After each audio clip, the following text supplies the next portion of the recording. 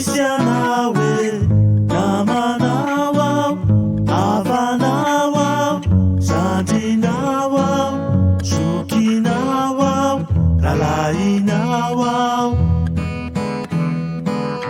Casavela, Yandimaine, Pefatani, Karakaine, Karakai.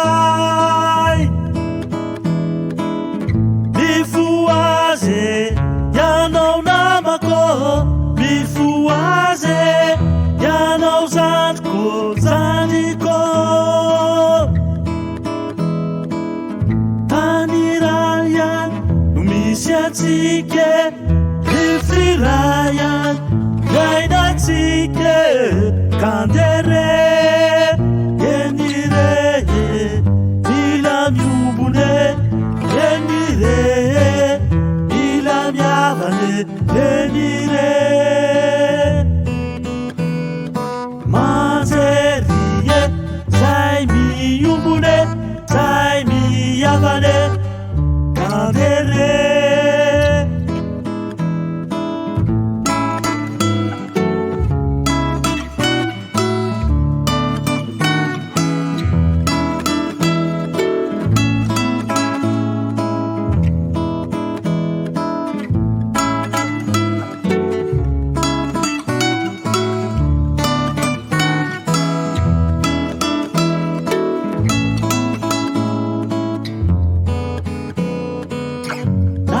Naise, Misianawe, Namanawau, Avanawau, Sandinawau, Sukinawau, Ralainawau.